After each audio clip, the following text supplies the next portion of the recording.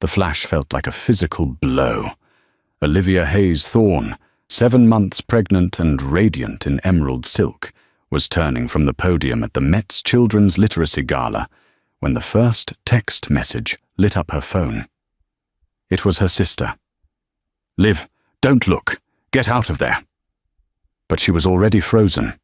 A guest beside her gasped, her own phone angled toward Olivia. On the screen, under a blaring page 6 banner, was a grainy, undeniable photo. Her husband, Marcus, was kissing his junior partner, Sienna, at the Mercer. The timestamp was 2:17 a.m. last night. The penthouse on Fifth Avenue was silent when Olivia returned. The gala was a blur of feigned smiles and a desperate, controlled exit orchestrated by her publicist, who thought she was having a pregnancy-related spell. The doorman, Tom, tipped his hat, his eyes full of oblivious kindness. "Early night, Mrs. Thorne?" She nodded, the emerald silk feeling like a costume. Upstairs, the apartment was a mausoleum of good taste.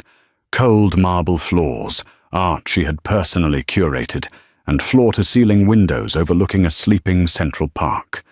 It was her creation, this perfect life, and it felt as fragile as the Venetian glass on the shelves. She didn't cry. The shock was too cold, too deep. It was a physical sensation, like plunging her hand into ice water. The betrayal wasn't a surprise. Not really. It was the arrogance, the publicness of it. He hadn't even bothered to hide. She waited in the kitchen, the lights off, watching the city's pulse. She was still in her gown when she heard his key in the lock at 4:52 a.m. Marcus Thorne entered like he owned the world, because he did.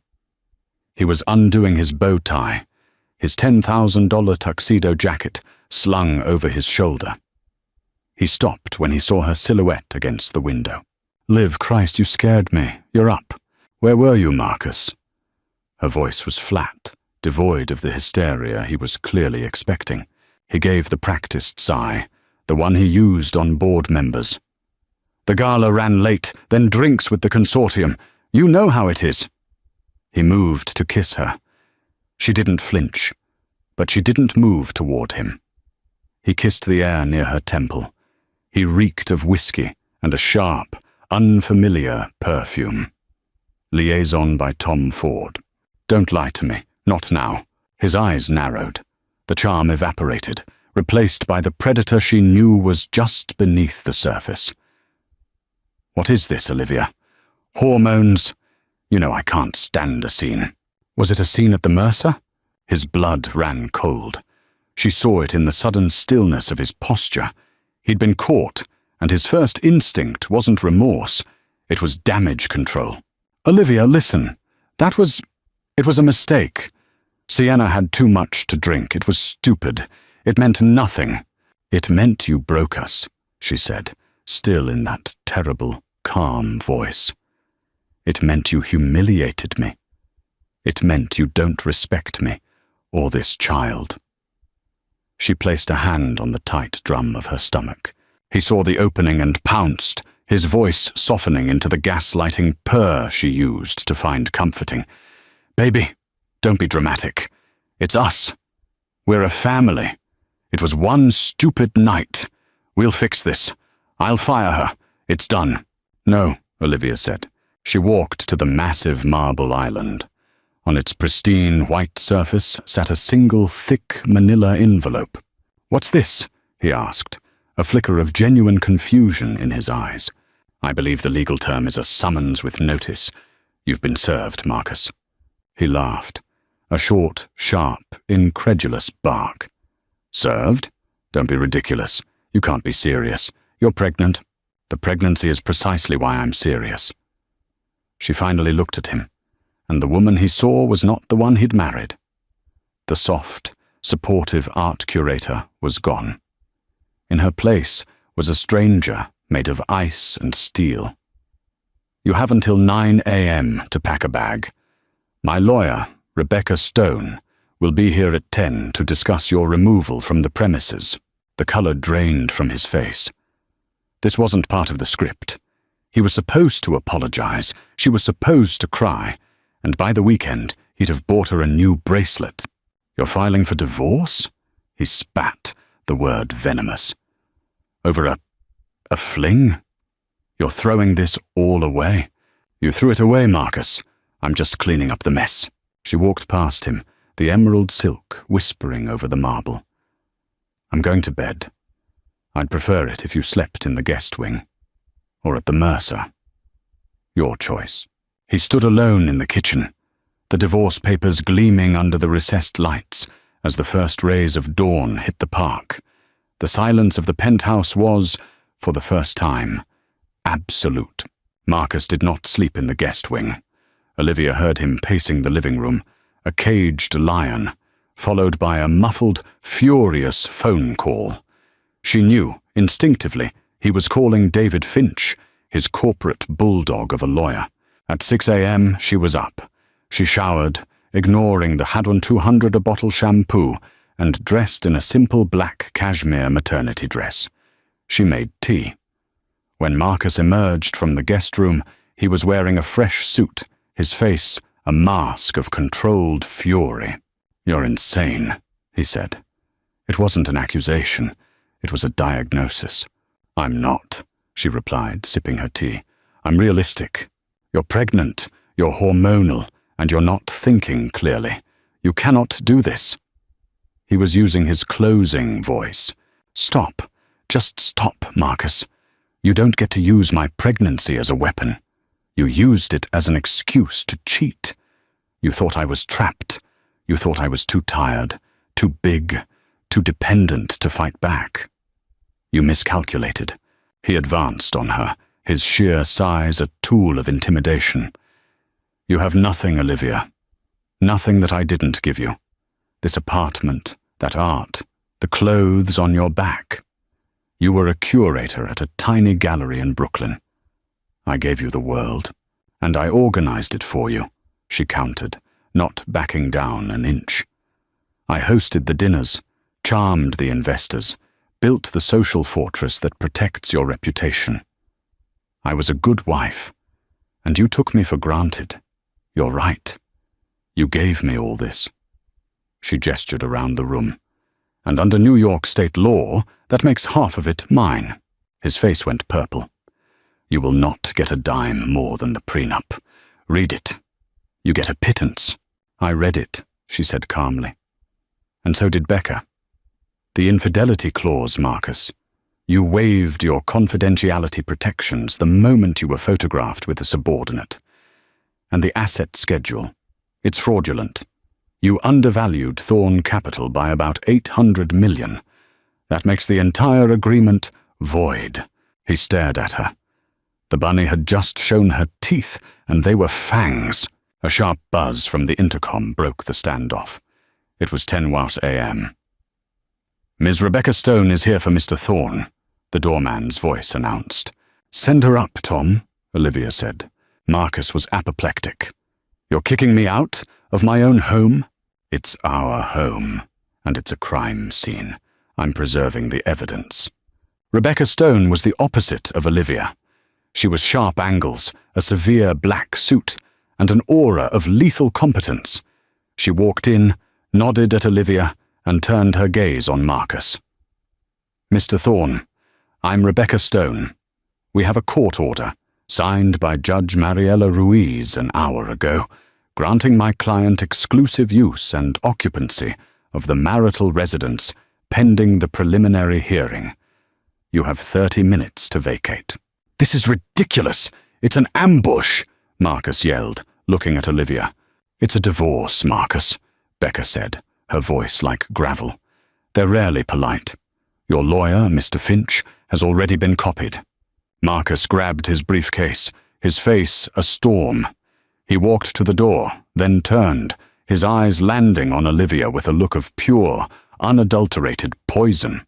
You will regret this for the rest of your life, Liv, he whispered. I will not be handled. I will burn you to the ground. He was gone. The heavy door clicked shut. Olivia stood in the vast, silent living room.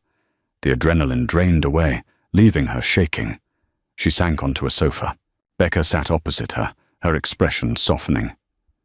You did the hardest part, Olivia. Now the real fight begins. He's going to play dirty. He'll say you're unstable, a gold digger, an unfit mother. Are you ready? Olivia looked down at her hands, then up, her spine straightening. He thinks I'm the one who's unstable, but I'm not. I'm the one who's prepared. The conference room at Finch & Partners was designed to intimidate. It was a cavern of dark mahogany, smoked glass, and a view of Midtown that screamed power. Marcus and David Finch sat on one side of the massive table. Olivia and Becca sat on the other. The air was thick with unnegotiable tension. My client is prepared to be generous, Finch began, his voice a smooth, reptilian hiss. He slid a folder across the table. This is a one-time, non-negotiable offer. Becca opened it, scanned the first page, and slid it back. This isn't an offer, David. It's an insult. This is the prenup amount, plus an extra $50,000 for emotional distress. It's contingent on a full NDA and a gag order. You're joking, right? We are not, Finch said. My client's reputation is paramount. We have concerns about your client's emotional state. A public, messy divorce would be detrimental to the child. The child, Olivia said, speaking for the first time. Her voice was clear and cold. You mean the one you're trying to leverage, Marcus? Marcus, who had been staring at his phone, looked up. I'm trying to protect my family, Olivia. Something you're clearly incapable of doing. That's enough, Becca snapped. Here's our position. We reject your offer. And as of this morning, we have filed a motion for a full forensic audit of Thorn Capital and all associated domestic and international shell corporations, dating back 10 years. Finch's smile was a thin, humorless line. That's ambitious. You'll find nothing. It's a fishing expedition, and the court will see it as such. It's harassment. It's due diligence, Becca countered. We believe Mr. Thorn has systematically hidden marital assets. We're prepared to subpoena every partner, every analyst, and every hard drive at his firm, including Ms. Sienna. At the mention of her name, Marcus's jaw clenched. This meeting is over, Finch said, closing his folder. We'll see you in court. You will, Becca said, gathering her things. Back in the elevator, Olivia's hands were shaking. Was that the right move, Becca? We just declared all-out war. It was the only move, Becca said. He was testing you. He thought he could buy your silence for the price of a Mercedes. Now he knows you're not for sale. Meanwhile, back in Marcus's office, Sienna was pacing. She was a vision in a severe white dress, her black hair in a tight chignon. Did she sign? Sienna asked, not bothering with a greeting. No, Marcus growled, pouring a whiskey. She's being difficult. She's filing for a forensic audit, Marcus. I just got the alert from legal. This complicates things. It complicates nothing, he snapped. I'll handle Olivia. You promised me, Sienna said, her voice low and dangerous. You said the affair was just a business transaction, a distraction for the board while we pushed the merger through. You promised me a full partnership and a seat. This divorce, it puts me under a microscope. Our fling makes me look like a liability, not a partner. You'll get what you're owed, Sienna. Just handle the quarterly reports. I need them to look clean. Very, very clean. Sienna looked at him, her eyes calculating. You'd better end this, Marcus, or I'll end it for you. She wasn't just a mistress. She was a co-conspirator. The next day, Olivia went to Whole Foods. It was the most normal thing she could think to do. She bought organic vegetables, prenatal vitamins, and a small bouquet of freesias. At the checkout, her personal debit card, the one linked to their joint household account, was declined. Insufficient funds, the cashier said, her voice laced with pity. Olivia flushed. She tried another card. Declined. She stepped aside, her heart hammering. She pulled up her banking app. The joint account, 0.00. The household savings, 0.000. Her personal credit card, suspended. He hadn't just cut her off. He had erased her. She stood in the middle of a grocery store, a multi-millionaire on paper, and didn't have enough money to buy an apple. The power play had begun. The humiliation was a physical ache. Olivia left the full grocery cart and walked out, her face burning. She was stranded. The penthouse was 5 miles away, and she didn't have cab fare. She didn't even have a subway swipe. This was his move, the one he used in business, the hostile takeover. Isolate the target, cut off their resources, and wait for them to starve. She swallowed her pride, a bitter, metallic taste. She ducked into a Starbucks, connected to the free Wi-Fi, and called the one person she knew she could trust. "Chloe," she whispered, her voice finally breaking. "I need help." Her younger sister Chloe, a no-nonsense ER nurse, was in Queens in 30 minutes, bundling Olivia into her battered Honda. "He did what?" Chloe was furious. "He froze you out. That's not just cruel, Liv. That's medieval." "It's tactical," Olivia whispered, the tears finally coming, hot and angry. "He's trying to make me crawl back." "You're not crawling anywhere but my couch," Chloe said, navigating the traffic. "You're staying with me." The move from a Fifth Avenue penthouse to a one-bedroom apartment in Astoria was a dizzying shock. But where the penthouse was cold and sterile, Chloe's apartment was warm, cluttered with books, and smelled like coffee and garlic. It was real. Becca Stone was incandescent with rage. It's an illegal dissipation of marital assets, pure and simple. He's daring us to file an emergency motion. It's a distraction to pull our focus from the audit. "It's working," Olivia said, rubbing her temples. "I'm penniless, Becca. I'm living with my sister. How do I fight a billionaire with no money?" "You let me fight him," Becca said, her voice grim. "My firm will cover your expenses against the final settlement. We'll file the motion and we'll get your money restored. But he's shown his hand. He's terrified of that audit. That night, Marcus was in his office with Finch. The mask of the charming CEO was gone. He was a cornered animal. The audit cannot happen, David. It cannot. That's not a request. It's an order. Handle it. Whatever it takes. We're filing a counter motion, Finch said, claiming Olivia is mentally unstable, that the pregnancy has made her paranoid, and that she's the one dissipating assets. We'll bury them in paperwork. Good, Marcus said. Bury her. But what Marcus was truly afraid of wasn't losing half his money. It was something else. Something buried deep in the ones and zeros of his company's servers. Olivia lay on her sister's pull-out sofa, the sounds of the N train rumbling past the window. She was alone, pregnant, and poorer than she'd been at 22. She felt the baby kick, a strong, insistent thump. It's not just about me, she thought, placing a hand on her belly. He won't starve us. He won't. The fear was gone. In its place, a cold, hard resolve was beginning to form. He thought he could break her by taking away the money. He didn't realize he'd just taken away his only leverage. She had nothing left to lose. We're fighting on his territory, Becca said 2 days later. They were in a small, windowless conference room at her office, a box of donuts between them. He has more lawyers, more money, and more time. He'll bleed us dry in discovery. We can't win a war of attrition. So what do we do? Olivia asked. We pivot, Becca said, tapping a pen. We stop fighting about the money and start fighting about the crime. Olivia looked up.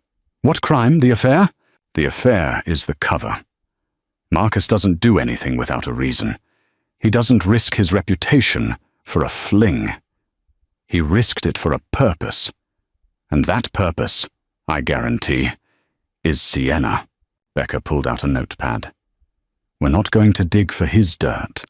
We're going to dig for hers. Olivia felt a knot in her stomach. This isn't who I am, Becca. Hiring PIs, digging into this woman's life, this isn't about who you are anymore, Olivia. This is about who you need to be to protect your child. Marcus is playing for keeps. So are we. They hired a private investigator, a former NYPD detective named Mike Corrigan. He wasn't looking for text messages or hotel receipts. He was looking for financial irregularities. A week later, Corrigan called. I've got it, he said, his voice gravelly. It's not just her. It's them. The meeting was back at Becca's office. Corrigan laid out the files. Sienna wasn't just a partner at her old firm.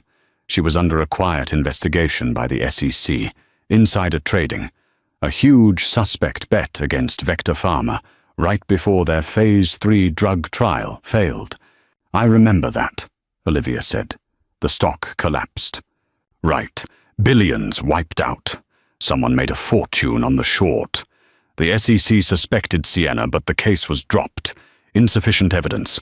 2 weeks later, Marcus Thorne hired her, doubling her salary and giving her a partnership track. My God, Olivia breathed. He hired her because she was dirty. It's better than that, Corrigan said, flipping a page. Sienna didn't have the capital or the clearance to make that trade herself. It was too big. But Thorne Capital did. The trade wasn't hers, Ms. Hayes. It was his. He used her credentials, her account, to execute the trade. He set her up. The pieces clicked into place, sharp and sickening. The affair, Olivia said, her mind racing. It wasn't payment. It was blackmail. It was his insurance policy. If she ever talked, he'd ruin her. He'd leak the fling and paint her as a scorned, unstable woman trying to frame him. He was insulating himself. And when you filed for divorce, Becca added, her eyes wide with a cold fury, he had to control the narrative. He leaked the photo of them himself. Olivia stared. What? Think. The page 6 photo. It was grainy. It was leaked. He needed the world to see Marcus Thorne, faithless husband. It's a much better story than Marcus Thorne, felon. He sacrificed his marriage to hide his crime. He used you, Olivia. He used both of you. Suddenly, Marcus's desperation to avoid the audit made perfect sense. It wasn't about hidden millions.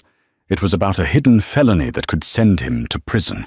That night, Marcus was in his office. He was on edge. The preliminary hearing for the audit was in 48 hours. Sienna entered without knocking. We have a problem, she said. Your wife's lawyer has been asking questions about Vector Pharma. He was dismissive, but a muscle in his jaw twitched. They're just fishing. They have nothing. They're not fishing for you, Marcus, she said, her voice ice. They're fishing for me. My name is on that trade, your trade. If they subpoena me, I will not commit perjury for you. Are you threatening me, Sienna? I'm clarifying my position, she said. You promised to protect me. This divorce is threatening my liberty.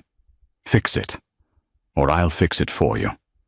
I hear the U.S. Attorney's Office gives very good deals to the first person who talks. He realized with dawning horror that he was no longer in control. He was trapped between two women he had fatally underestimated. We have him, Becca said. Her voice was quiet, but it held the finality of a death knell.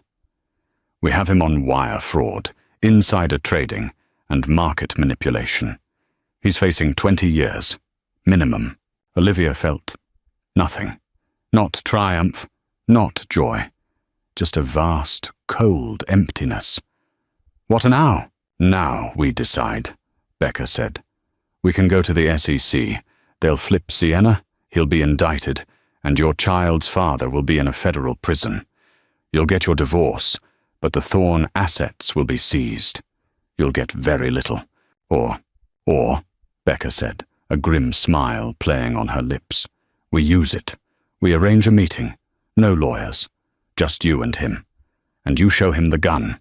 The meeting was set for a neutral location, a private dining room at the Modern.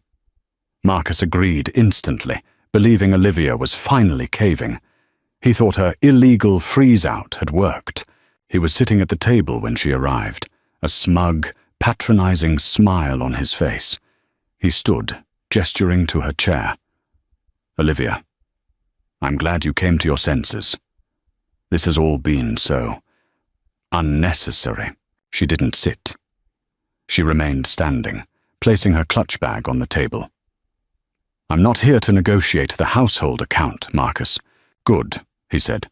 "Finch has a new offer. It's very fair. We can have this all signed by the end of the day." "I'm not signing your offer." She looked him in the eye. The power in the room had already shifted. He just hadn't realized it. "I'm here to talk about March 14th, the Vector Pharma trade." The blood drained from his face. The color, the confidence, the arrogance. It all evaporated in a single, devastating second. The mask of Marcus Thorne, billionaire, shattered, revealing the terrified, cornered man underneath. I don't know what you're talking about," he stammered. But the tremor in his hand gave him away. "Don't," Olivia said, her voice sharp. "Don't lie. Not anymore. We know, Marcus. We know you used Sienna's credentials. We know you shorted the stock. We know you made $300 million on a dirty trade. And we know you leaked the photo of your affair to create a smokescreen when I filed for divorce." He was speechless. He was actually, genuinely speechless. He sank into his chair, his face grey. You can't prove that," he whispered. "We don't have to," Olivia said. "We just have to give Mike Corrigan's file to the SEC. They'll prove it. Sienna is already terrified. How long do you think it will take them to make her flip?" He stared at her. This pregnant, powerful woman he had never truly seen. This wasn't his wife. This was his executioner. "What do you want?" he whispered, the words barely audible. It was the question of a defeated man. Olivia leaned forward, her hand resting on her stomach. The baby was kicking. "I want a new deal, Marcus, and this time I set the terms." She pulled a single sheet of paper from her clutch and slid it across the table. "This is what you're going to do. You're going to give Becca's office a certified check for $5 million by tomorrow morning for my legal fees and living expenses. You are going to stop all counter-motions, and you are going to show up at her office on Friday at 9 a.m. with David Finch, ready to sign the real settlement." What settlement?" "The one where I get everything, Marcus," she said, her voice dropping to a whisper. "Sole custody. The penthouse. The Hamptons house. A $50 million trust for our child.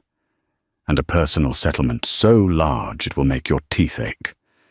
In exchange, he prompted, desperate. In exchange, the SEC file stays in Becca's safe. You get to avoid prison, you get to keep what's left of your company, and you get supervised visitation with your child twice a month." She stood up, leaving the paper on the table. "It's a generous offer," she said, using his lawyer's words. "The alternative? Well, I'm sure you'll find federal prison fascinating." She turned and walked out of the restaurant, not looking back. She had just outmaneuvered the most ruthless man she had ever known.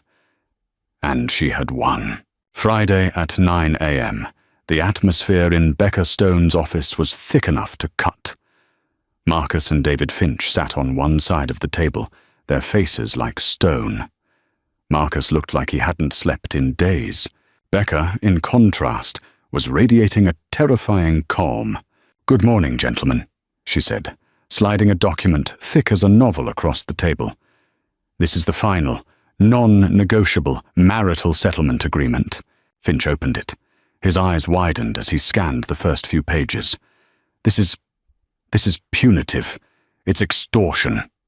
50% of all personal, liquid holdings.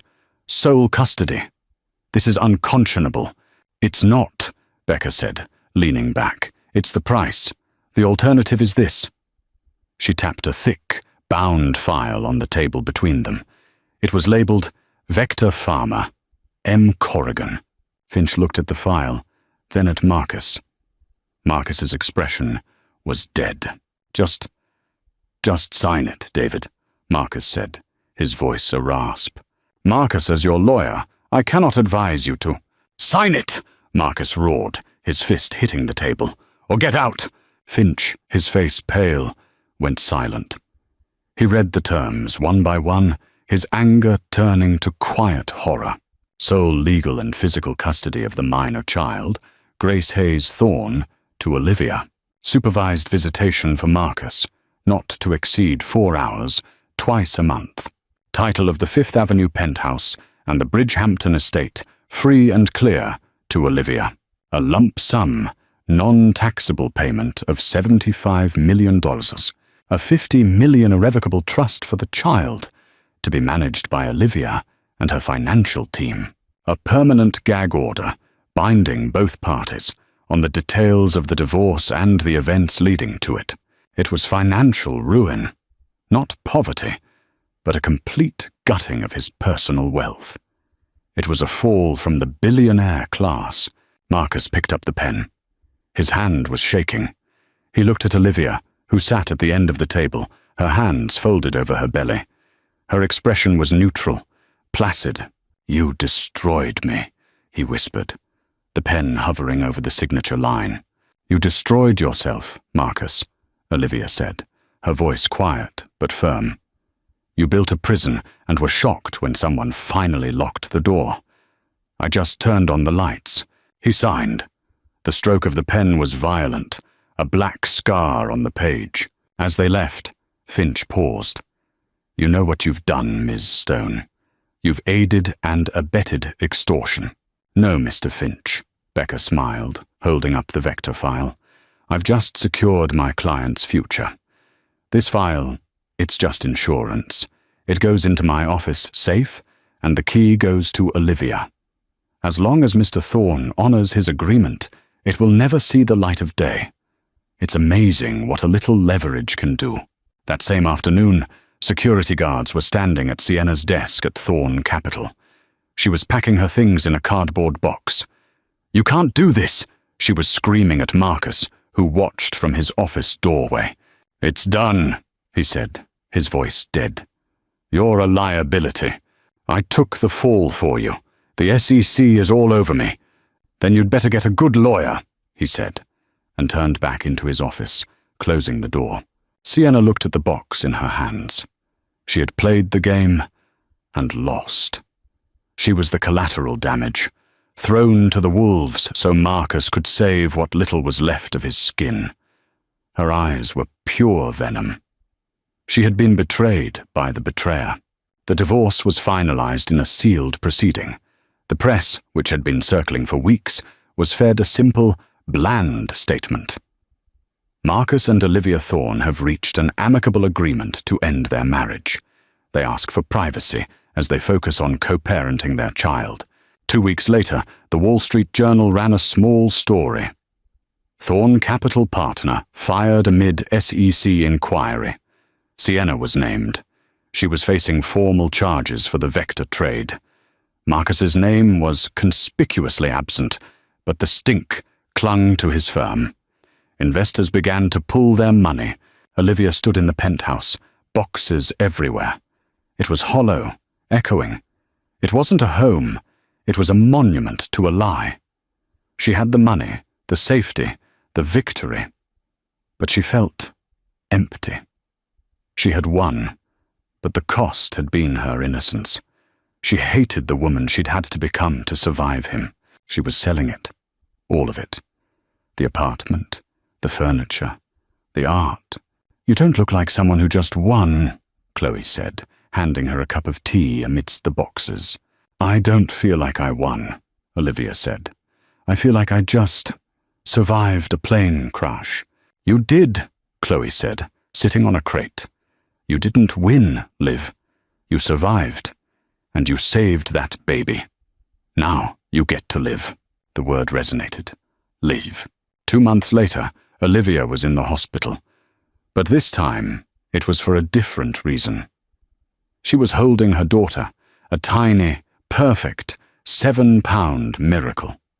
She was beautiful. "What's her name?" the nurse asked. Olivia looked down at the sleeping infant, her heart cracking open with a love so fierce it terrified her. This was what it was all for. "Grace," she whispered. "Her name is Grace." The next day, Becca came to the hospital with a small pink teddy bear and a stack of folders. "The funds have all been transferred," Becca said quietly. "It's done. You're free, Olivia. You're the wealthiest single mother in New York." "I don't want to be," Olivia said, rocking Grace. "I want to be something else." She set up a foundation, not a splashy one with galas and photo ops, a quiet one. The Hayes Foundation, using her maiden name. She endowed it with $25 million. Its sole purpose, to provide pro bono legal aid and emergency funds for women and children experiencing economic abuse and coercive control. She was turning her pain into power. She was using the money he'd tried to strangle her with to set other women free. 1 year later, the Hayes Foundation was a roaring success, a quiet force in the city's legal aid community. Olivia Hayes was no longer the former Mrs. Thorne. She was a speaker, an advocate, a force in her own right. She'd sold the penthouse and the Hamptons estate and moved into a bright, airy brownstone in Brooklyn Heights, just blocks from the tiny gallery where she'd started. Her life was full. It was messy, loud, and real. It was playdates in the park, board meetings at the foundation, and late-night calls with her sister. And then there was Marcus. He was a changed man. His firm had been damaged, his reputation tarnished. He'd lost his seat on 3 major boards. He was smaller, quieter. He was still rich, but he was no longer an emperor. He arrived at the brownstone precisely at 10 a.m. for his supervised visitation. The supervisor, a kind woman named Maria, let him in. Olivia was waiting in the hall, holding Grace, who was now a bubbly, curious 1-year-old. "Marcus," she said, her voice polite. He looked at his daughter, and his face, which Olivia had only ever seen as smug, or furious, or terrified, softened. It was a look of genuine, aching regret. She's beautiful, Liv," he said, his voice thick. "She is," Olivia said. He reached out a tentative hand, and Grace, in her infinite, childish innocence, grabbed his finger and giggled. Marcus's eyes welled with tears. This was his legacy. Not the company, not the money. This tiny, perfect human he had almost lost. "Thank you," he whispered to Olivia, "for letting me see her." It wasn't forgiveness. It was closure. The war was over. The peace was fragile, but it was real. Later that week, Olivia was at an art gallery opening. It wasn't a high-stakes auction. It was a showcase for a new, struggling photographer, sponsored by her foundation. She was laughing, surrounded by new friends, artists and lawyers. A man approached her. He wasn't wearing a tuxedo. He was wearing a tweed jacket and had a kind, rumpled look. "Ms. Hayes?" he asked. "Olivia, please." "Olivia, I'm Ben. I'm an architect. I just wanted to say, I heard your speech at the Legal Aid Summit last week. It was incredible. Thank you." She smiled, a real, unguarded smile. "I was wondering," he said, shuffling his feet, "if you might want to get coffee sometime. To talk about architecture, or justice, or anything, really." She looked at him. He wasn't a billionaire. He wasn't a predator. He was just a man, offering a coffee. Olivia took a breath, the scent of the gallery, oil paint and old wood, filling her lungs. She had her daughter, She had her work. She had herself. She had survived the fire and rebuilt her life from the ashes, stronger and more resilient than before. "I'd like that," Olivia said, and for the first time in a very long time she meant it. "I'd like that very much." Olivia's story is a testament to the fact that the darkest betrayals can forge the strongest resilience. She dismantled a corrupt empire, not with rage, but with intelligence, dignity, and an unbreakable will to protect her child. She found that true power wasn't about money. It was about reclaiming her own narrative and using her voice to light the way for others. Her second chance wasn't just about finding new love, but about finding herself. The champagne tasted like victory, each bubble a tiny explosion of success against Richard Stevens's tongue. From the top floor of the Grand Astoria, the city sprawled below, a glittering tapestry of lights he now felt he owned. This wasn't just a party, it was a coronation. The IPO for his company, Innovate AI, had shattered every projection. At 36, he was no longer just successful. He was a titan. He adjusted the cuff of his custom Tom Ford suit, the fabric a whisper against his skin, and smiled at his fiancée, Victoria Sterling, who was draped in emeralds that matched her calculating eyes. Tonight, everything was perfect. And then he saw her, across the ballroom, moving with a quiet efficiency that seemed out of place amidst the boisterous celebration, was Amelia. His Amelia. Or she had been, once. She wore the simple black uniform of the catering staff, her dark hair pulled back in a neat bun. But even that couldn't dim the familiar warmth in her face. A pang, sharp and unwelcome, shot through him. He hadn't seen her in 2 years, not since the day he'd told her their lives were on different trajectories. His was a rocket ship.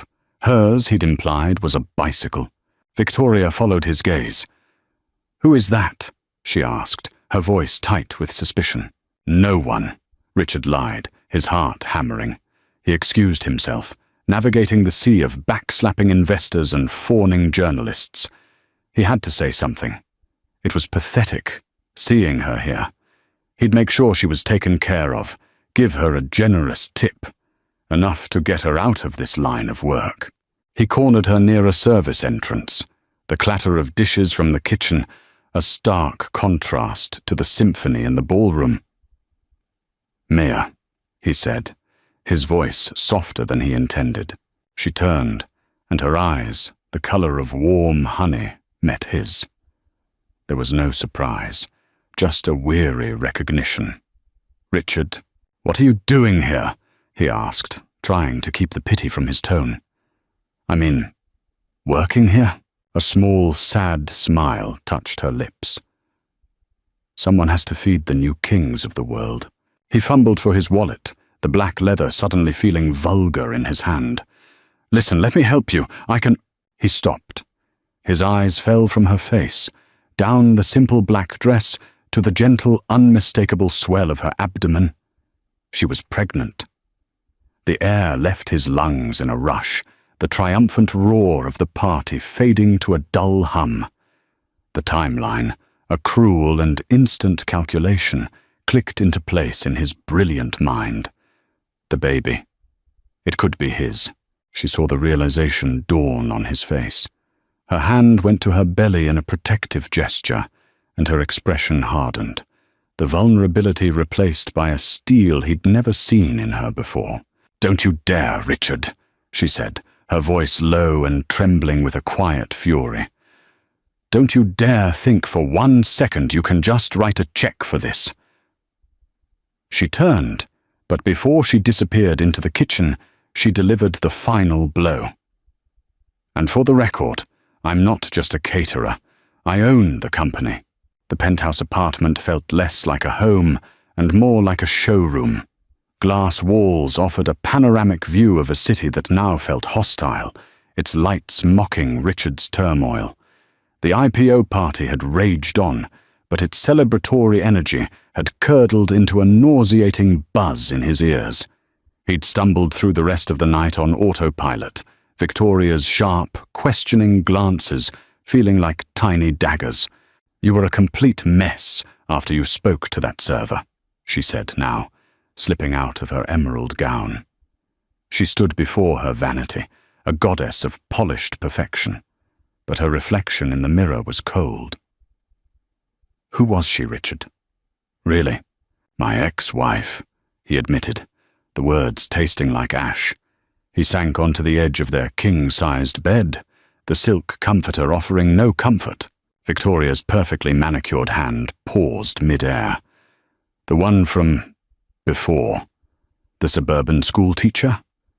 Her tone was laced with a delicate disdain, as if Mia was a relic from a forgotten, primitive era of his life. She wasn't a schoolteacher, Victoria. She was a culinary arts instructor at the community college, he corrected, the distinction feeling absurdly important. And she owns the catering company from tonight. That gave Victoria pause. She owns it. It's a very high-end service. They're notoriously exclusive. The assessment was practical, a quick recalibration of Mia's status. Then her eyes narrowed. Why didn't you tell me she was there? And why did you look like you'd seen a ghost? She's pregnant, he blurted out, the confession raw and uncontrolled. The silence that followed was heavy and absolute. Victoria turned from the mirror, her face a mask of controlled fury. And the timing. He couldn't say it. He couldn't voice the cataclysmic possibility that was tearing him apart. Don't be ridiculous, Victoria snapped, her voice dropping to a dangerous whisper. You finalized your divorce 2 years ago. This is just some ploy. She saw your name on the client list and decided to show up to make a scene, to get money out of you. It's pathetic, and frankly, I'm insulted you're even entertaining it. Meanwhile, in a modest but cozy duplex in Oak Park, a quiet suburb miles from the city's glare, Mia was curled on a worn sofa, a mug of chamomile tea warming her hands. Her sister, Sophia, a fiery defense attorney with eyes that missed nothing, sat on the floor, gently rubbing Mia's swollen feet. So the great Richard Stevens finally saw you, Sophia said, her voice a mixture of anger and concern. How did it feel? Like I expected, Mia murmured, tracing the rim of her mug. He looked at me like I was a stray dog he used to own. Pity, confusion. And then he saw. Her hand instinctively cradled her belly. His brain started whirring. I could almost see the numbers crunching behind his eyes. The arrogant fool, Sophia spat. Did he say anything? He tried to give me money, Mia said with a humorless laugh. A tip, to help me out. Sophia stopped rubbing her feet and looked up, her expression thunderous. He what? I swear, Mia, let me at him. I will file a paternity suit so fast his stock will drop back to 0. No, Mia said firmly. Not yet. This has to be on my terms. For 2 years, he's lived in his world, and I've built mine. He doesn't get to come crashing back in just because his conscience is pricking him. This isn't about his guilt. It's about my baby. She looked at her sister, her exhaustion evident, but her resolve unwavering. He thought I was the caterer. He was right, in a way. I catered his grand celebration. But he has no idea what the main course is going to be. Back in the sterile silence of the penthouse, Richard's phone buzzed. It was his lawyer, Mark. He'd called him in a panic an hour ago. I have the divorce decree, Mark's voice said, crisp and professional. Finalized 23 months ago. Richard, what's the conception timeline we're looking at here? Richard's throat was dry. He did the math again. The last time. The bitter, final, grief-stricken night they had spent together. A foolish attempt to find closure that had only ripped the wound open wider. It had been just before the papers were officially filed, 24 months ago. "Mark," Richard said, his voice barely a whisper. "Get a team ready. We have a problem." A 9-month, life-altering problem that he had arrogantly and completely ignored. 3 days later, a courier delivered a thick manila envelope to the front porch of Mia's duplex. It didn't come from a law firm, but from a discreet, high-end private service used by the city's elite to handle sensitive matters. Sophia, who had stayed over, snatched it from the welcome mat as if it were a venomous snake. "Let me guess," she said, tearing it open with barely controlled rage. A generous offer from the desk of Richard Stevens. Inside was a sheaf of documents, thick and intimidating, bound in a navy blue folder embossed with the logo of a top-tier family law practice. The lead document was a letter, not from Richard, but from his attorney, Mark Fletcher. The language was cold, precise, and brutal. It referred to Mia as the claimant and the baby as the potential issue. It proposed a one-time 7-figure payment. In exchange, Mia would sign a comprehensive non-disclosure agreement, waive all future claims, and agree to never list Richard as the father on any official document. The child's birth certificate would remain blank in the paternal field. It was a contract designed not to support a child, but to erase a liability. "He wants to buy your silence," Sophia breathed, her knuckles white as she gripped the papers. "He wants to purchase his own ghost, make sure it never haunts him or his precious stock price. This isn't a settlement, Mia. This is an exorcism." Mia read the letter over her sister's shoulder, her stomach churning. Each word, each legalistic phrase, was a calculated blow. Confidentiality, reputational risk, amicable dissolution of any potential ties. It wasn't about a baby.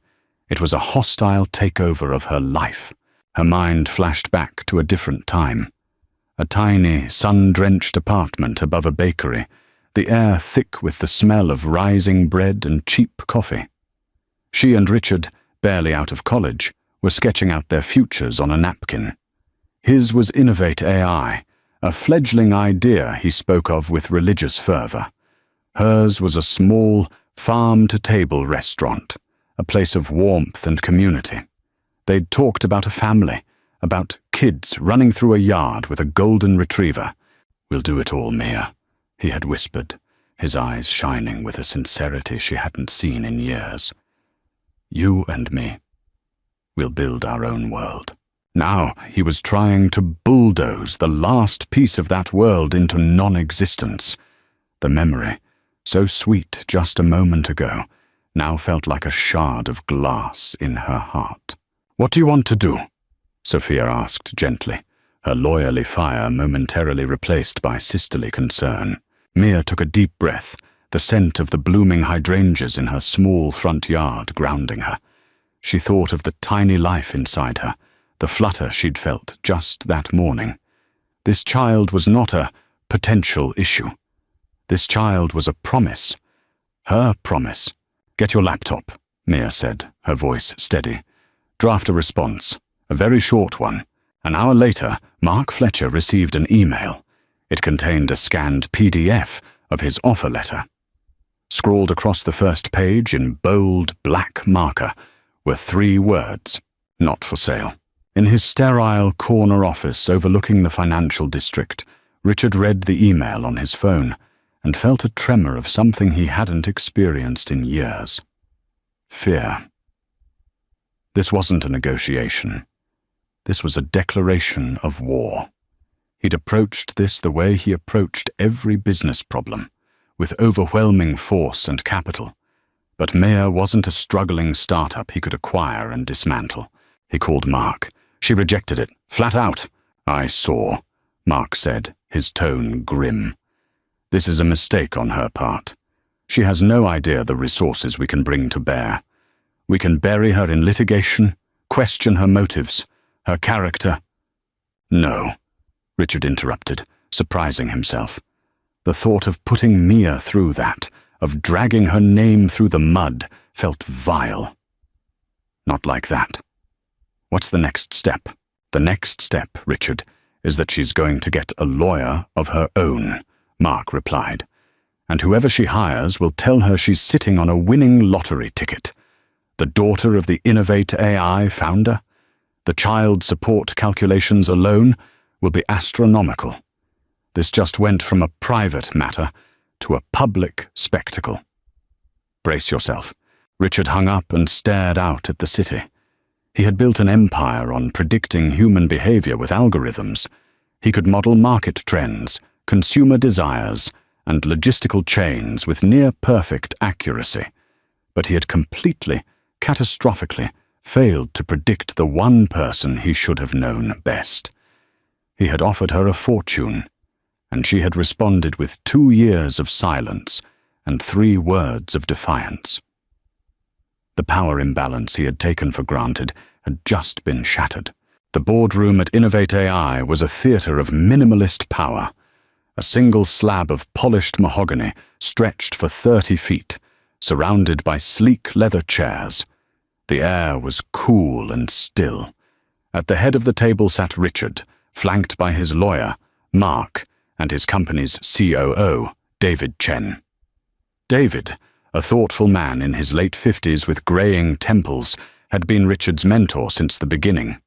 He was the only one in the room who looked concerned rather than annoyed. "The optics are problematic," Mark was saying, pacing in front of the floor-to-ceiling windows. A pregnant ex-wife, a new billionaire CEO. The media will frame this as a classic David and Goliath story. It could impact investor confidence right when we need stability. "So we increase the offer," another executive suggested. "Double it. Find her breaking point." Richard felt a knot tighten in his stomach. They were talking about Mia as if she were a hostile variable in a financial equation. David Chen cleared his throat, and the room fell silent. He looked directly at Richard. "Have you considered talking to her, Richard? Not through lawyers. Just you and her." "It's too late for that," Mark interjected. "She's already lawyered up. We received a letter of representation this morning. Sofia Russo. It's her sister." "Her sister's a lawyer?" Richard asked, the information hitting him like a physical blow. Of course. Sophia, the pit bull. He remembered her from family holidays, always sharp, always watching him with a skepticism he'd dismissed as jealousy. "A damn good one, apparently," Mark grumbled. "Specializes in family law, known for being relentless. This just got personal, and a whole lot messier." David leaned forward, his gaze unwavering. "All the more reason. This isn't just about the company's reputation, Richard. This is about your life. Before you deploy an army of lawyers, maybe you should try to remember you're dealing with a human being, the mother of your potential child." The word mother hung in the air, heavy and resonant. It felt alien in this room of stock options and damage control strategies. Miles away, in a sprawling, sunlit commercial kitchen in a converted warehouse, the air hummed with a different kind of energy.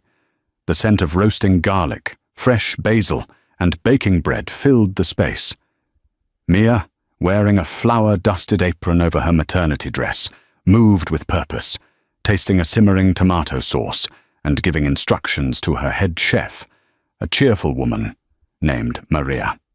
This was the headquarters of The Humble Plate, a catering company that had become the city's go-to for organic, locally sourced, and exquisitely prepared food. Her team adored her. They were a motley crew of culinary artists, single mothers and second chances to whom Mia had given not just a job, but a purpose. Sophia found her by the large stainless steel prep table, a legal pad in her hand. "His legal team is requesting a meeting. They want to discuss an amicable path forward." "Amicable," Mia snorted, wiping her hands on a towel. "Is that what they call it when they try to buy your child's identity?" "I told them we'd meet, but on our turf," Sophia said, a predatory gleam in her eye. "I want them to see this. To see you. I don't want them thinking you're some desperate woman in a tiny apartment. This is your empire, Mia. It's time he saw it. Mia looked around her bustling kitchen. The laughter, the focused energy, the sheer life of it all. She had built this from nothing. After the divorce, after Richard had told her she lacked ambition, she'd poured every ounce of her grief and rage into the business plan they had once drafted on a napkin. He had forgotten it, but she had not. It was her revenge, a quiet, delicious success story he knew nothing about. "Do you remember why we called it the humble plate, Soph?" Mia asked, her voice soft. Sophia nodded. "Because you said that no matter how fancy the event, everything comes back to the simple, honest ingredients. That true value isn't in the price tag, but in the care you put into it." "He's forgotten that," Mia said, her gaze distant. "He thinks value is a number on a stock ticker. He's surrounded by people who tell him he can buy anything. A company, a fiancé, a solution to a problem like me." She placed a hand on her belly. "But some things aren't for sale. Some things you have to earn." The contrast was stark. In the silent, air-conditioned boardroom, men in expensive suits strategized about how to contain a problem. In the warm, vibrant kitchen, women in aprons created, nurtured, and prepared for a fight, not with money, but with something far more powerful. The simple, undeniable truth. The story broke, not with a bang, but with a whisper. A single, impeccably sourced item in a high society gossip column. Innovate AI's newly minted billionaire CEO, Richard Stevens, may be facing some personal headwinds following his celebratory IPO gala. Sources say a ghost from his past has reappeared, and she didn't come empty-handed. It was vague, but it was enough. The stock, which had been on a steady climb, dipped 2 points. It was a minor fluctuation, but it sent a shockwave through Richard's carefully constructed world. His phone began to ring incessantly. Investors, board members, journalists, all asking questions he couldn't answer. The pressure began to show. At a tense dinner with Victoria and her parents at their sprawling suburban mansion, the atmosphere was glacial. Her father, a silver-haired patriarch who ran an old money investment firm, looked at Richard over the rim of his wine glass with undisguised disapproval. "A scandal of this nature, right after going public. It's sloppy, Richard," he said, dabbing his mouth with a linen napkin. "It suggests a lack of control. The market doesn't like surprises." Victoria, who had been unnervingly quiet, finally spoke. "It's being handled, Daddy. Richard's lawyers are taking care of it." Her voice was brittle, her smile a painted-on grimace. Later that night, back in the penthouse, the facade crumbled completely. "This is a nightmare, Richard," she hissed, tearing off the diamond bracelet her father had given her. "My friends are texting me, asking if I know anything. I'm being humiliated.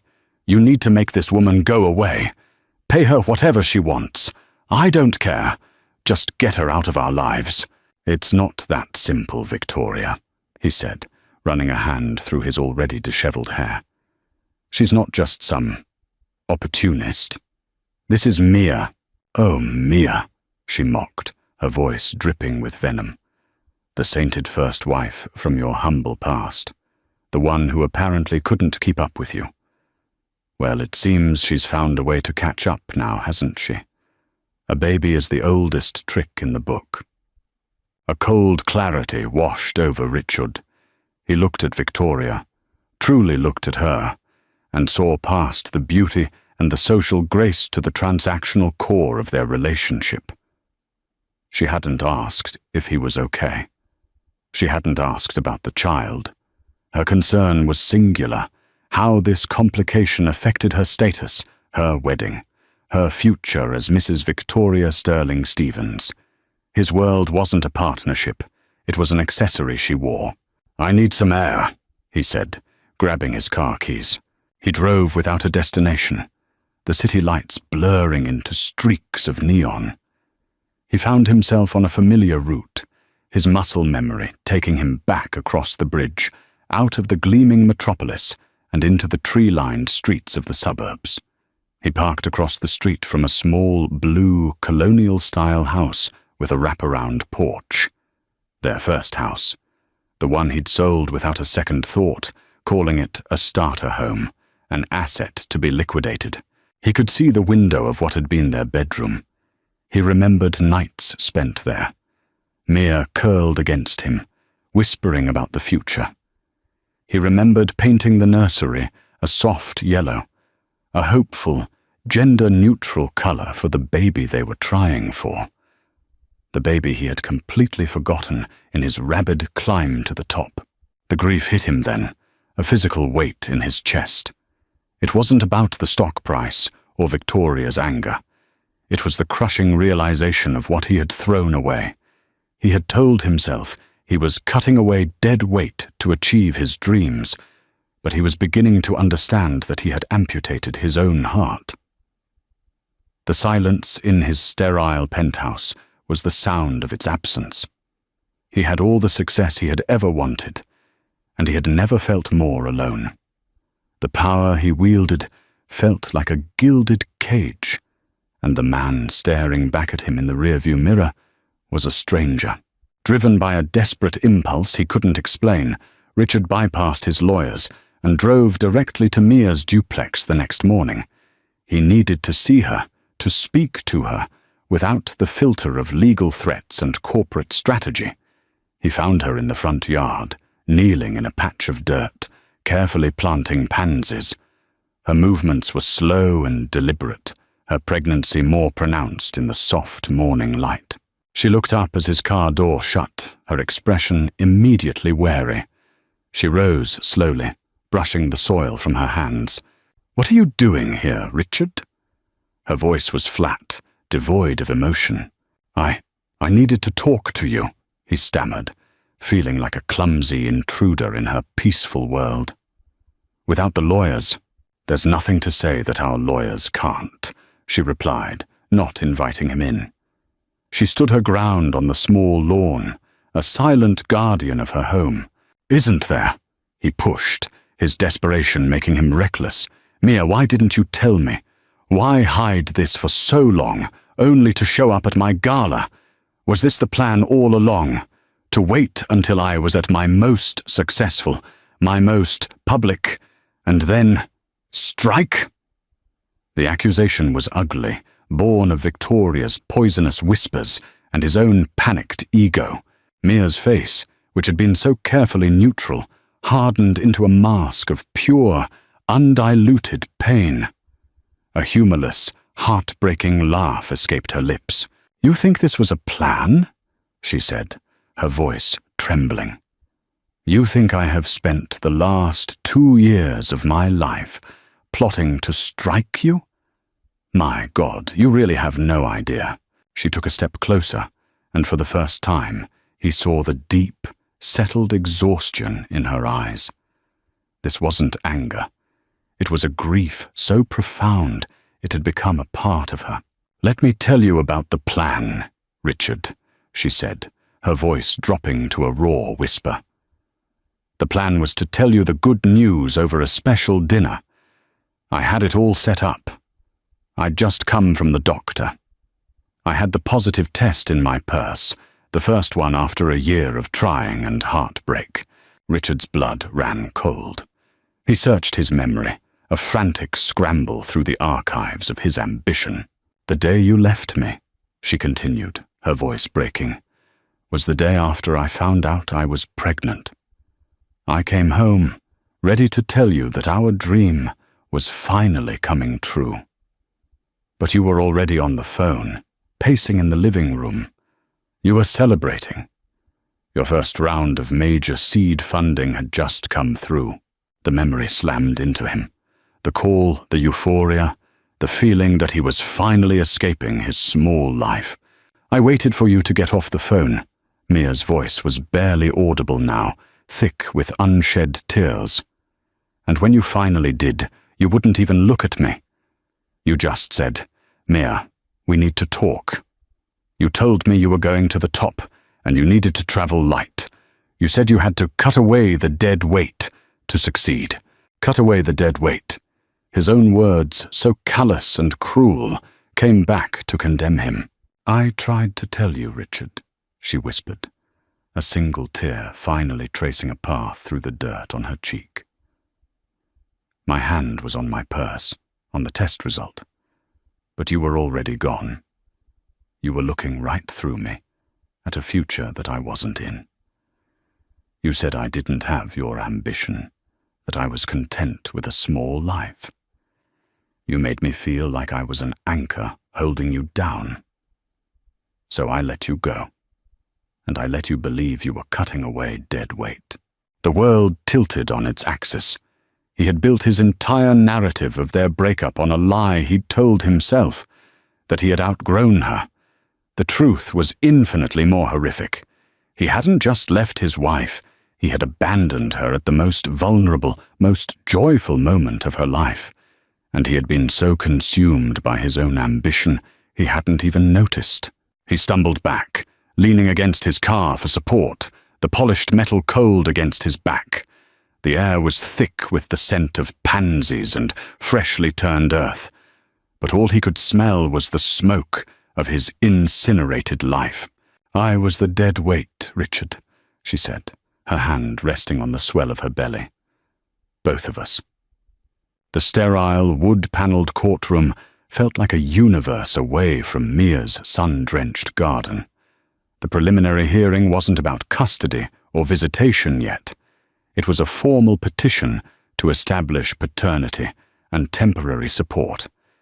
It should have been a straightforward affair, but Richard's legal team, led by Mark Fletcher, had decided to play hardball, filing a motion to question Mia's timeline and motives.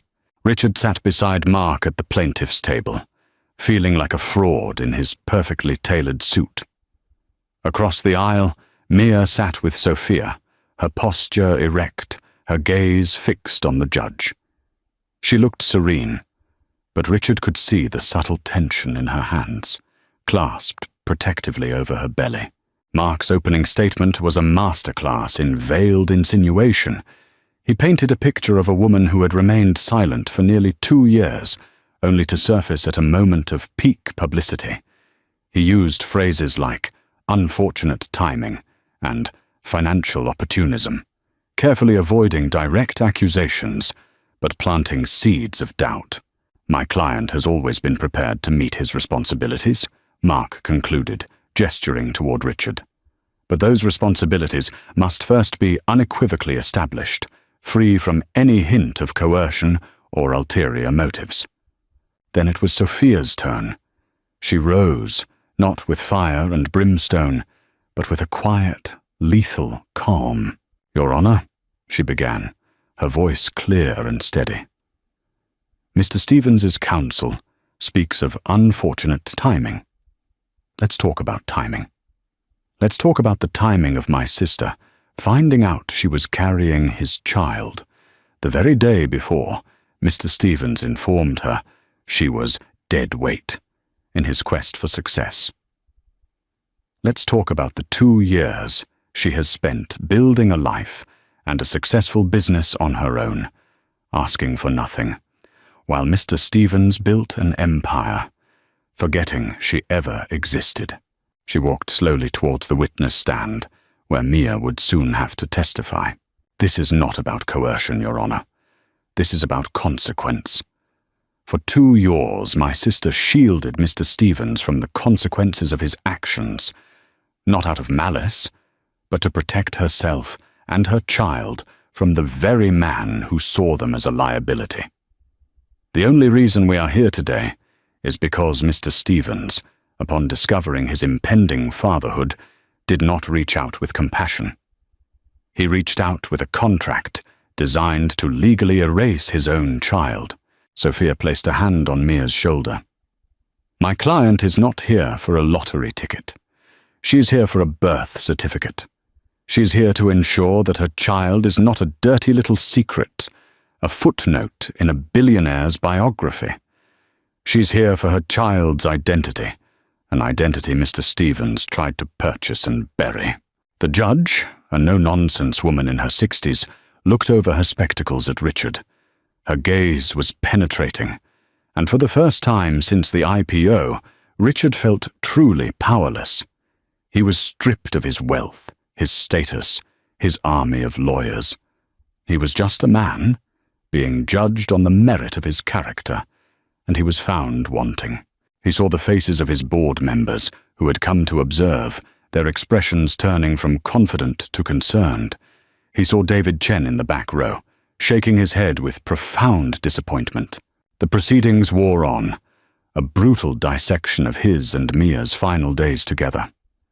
Mark's associate cross-examined Mia, trying to poke holes in her story, questioning her finances, her decision not to contact Richard sooner.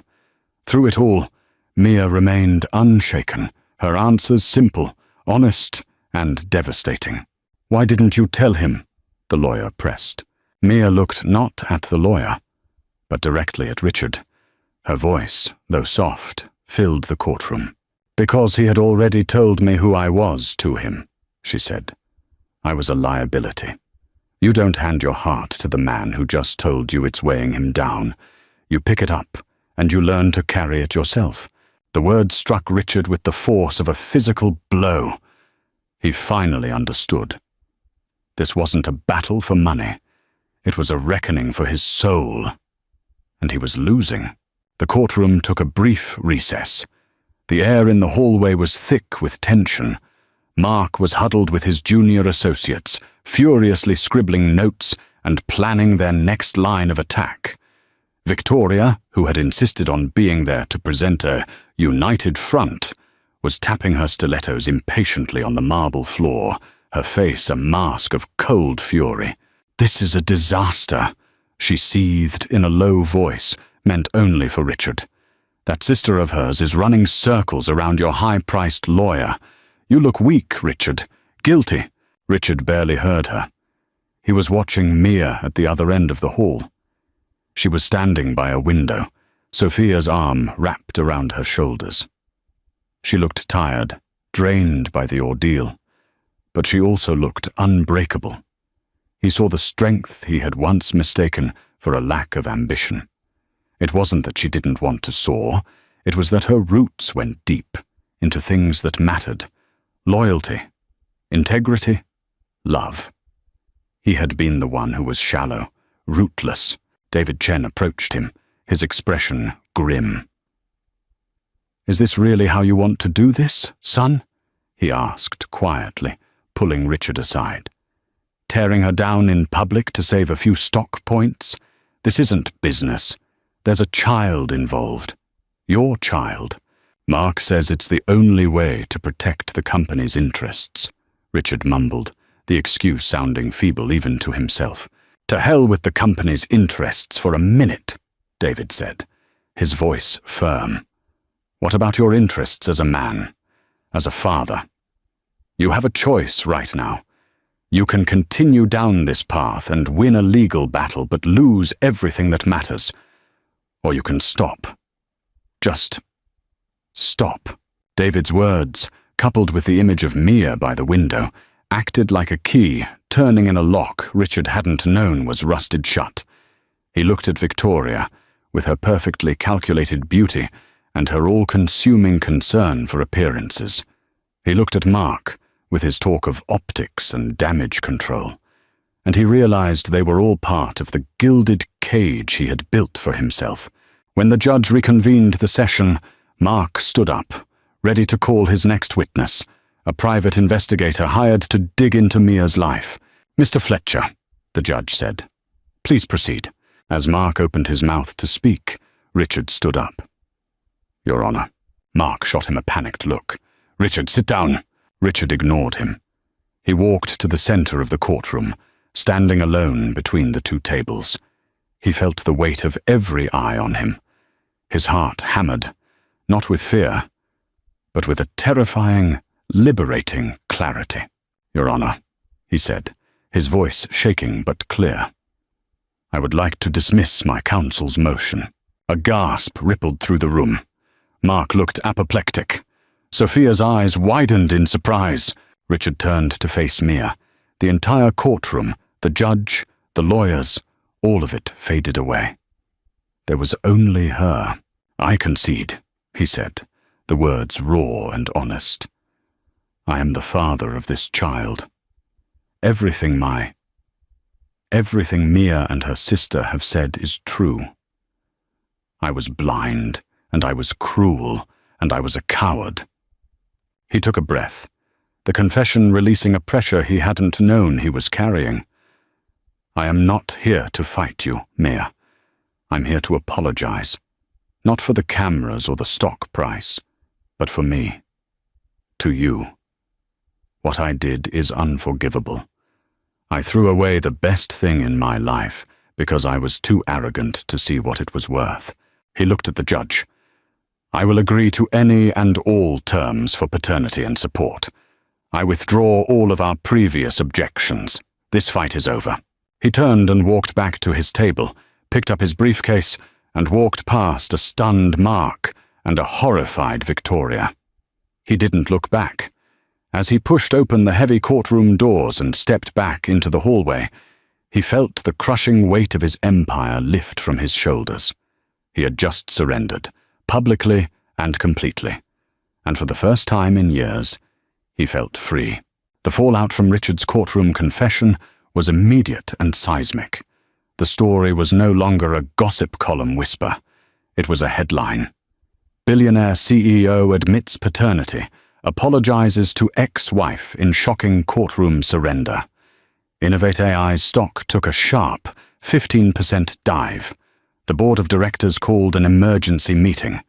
Victoria, in a curt and frigid phone call, officially ended their engagement. Richard accepted it all. He attended the board meeting, not with excuses, but with a quiet resignation. He offered to step down as CEO. It was David Chen who spoke up for him. What Richard did in that courtroom was not an act of corporate malfeasance, he argued. It was an act of personal integrity. It was late, yes, but it was real. Let him fix this.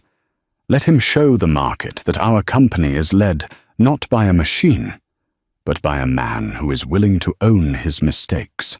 The board, swayed by David's logic and a grudging respect for Richard's public self-immolation, agreed.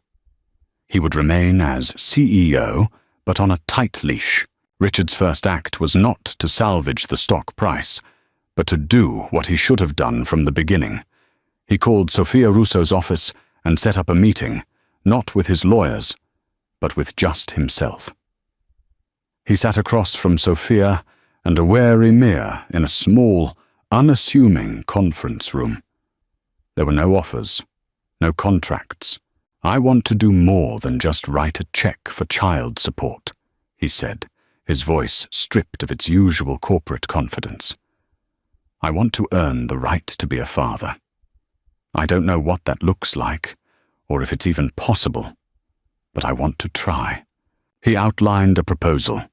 He was liquidating a significant portion of his personal stock, enough to create an irrevocable trust for the child that would make them independently wealthy for life. It was not hush money. It was a legacy. But there was more. "What you said about me, Mia, that I saw you as lacking ambition. It was the cruelest, most untrue thing I ever said.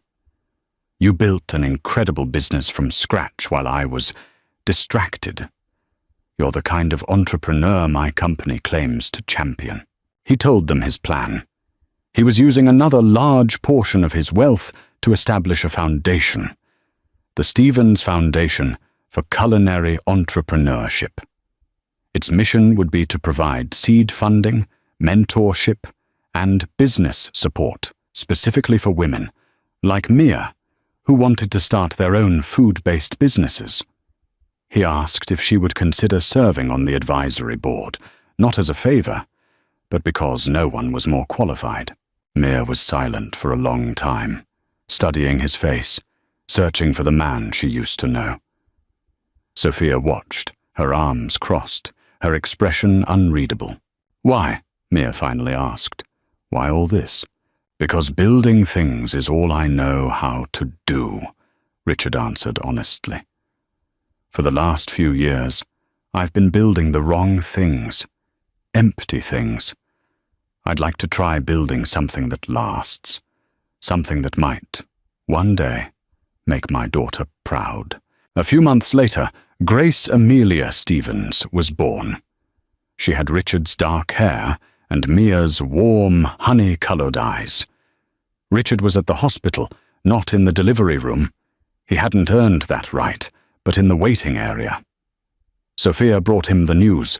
His first time holding his daughter was terrifying and sacred. He looked down at the tiny, perfect creature in his arms and felt a love so fierce and overwhelming it brought him to his knees. He understood, in that moment, that this tiny baby was his redemption. She was not a complication or a liability. She was a foundation stone for a new life, one built not on stock prices and success, but on something real and true. He had a lot of work to do, a lifetime of trust to earn, but for the first time, he knew he was building something that mattered. 2 years flew by in a blur of diapers, board meetings, and tentative steps toward a new kind of family. Richard's life was unrecognizable from the one he'd led in the penthouse. He had moved into a modest townhouse in Oak Park, just a few blocks from Mia. He was still the CEO of Innovate AI, but his leadership style had changed. He was more empathetic, more grounded, more human. The company, after the initial shock, had rebounded stronger than ever, its story now one of redemption and corporate responsibility. The Stevens Foundation was a resounding success, having already helped launch a dozen women-led businesses across the state. Mia, as a guiding voice on its board, had found a new passion in mentoring others. Her own company, The Humble Plate, had expanded, and she was now a celebrated figure in the city's culinary scene. They weren't a couple in the traditional sense. The romantic trust had been too profoundly broken for that. But they were partners. They were co-parents to a bright, giggling toddler named Grace, who was the undisputed center of their universe. Their weekly routine involved shared dinners, park outings, and parent-teacher conferences. It was a life built not on a shared past, but on a shared commitment to a future. Today was the Foundation's annual fundraising gala, a large outdoor event in a beautiful botanical garden. The caterer, of course, was The Humble Plate. Richard stood near a gently bubbling fountain, holding Grace's small hand as she pointed excitedly at the colorful koi fish. He wore a simple navy suit, no longer the armor of a corporate titan, but the comfortable attire of a father. He watched Mia as she directed her staff, moving with the same quiet confidence he'd seen at his IPO gala. But now, he didn't see a server or a problem. He saw a queen in her element, a creator, the brilliant and resilient mother of his child. She caught his eye from across the lawn and gave him a warm, genuine smile. It was a smile that held no bitterness, only a shared history and a peaceful present. He smiled back, his heart full. Grace tugged on his hand. "Dada, cookie!" He laughed, scooping her up into his arms. "Let's go ask Mama if we can have one." As he walked toward Mia, he knew this was his victory. Not the ringing of the stock exchange bell, but this. The feeling of his daughter's arms around his neck, the scent of fresh-cut grass, and the sight of the woman he had almost lost, thriving in a world she had built herself. The power imbalance was gone, replaced by a deep, abiding respect. They were two separate, successful people, bound together by the greatest project of their lives. It wasn't the future he had once ruthlessly planned, but it was so much better. This story is a powerful reminder that true wealth isn't measured in dollars, but in our connections, our integrity, and our courage to make amends. It's about the strength it takes to rebuild a life from ashes, and the grace it takes to forgive. If Mia's journey from betrayal to empowerment resonated with you, and if you believe in the power of second chances, please take a moment to like this video and share it with someone who might need to hear this message. And don't forget to subscribe to our channel for more stories that touch the heart and explore the deep complexities of real life. Thank you for watching.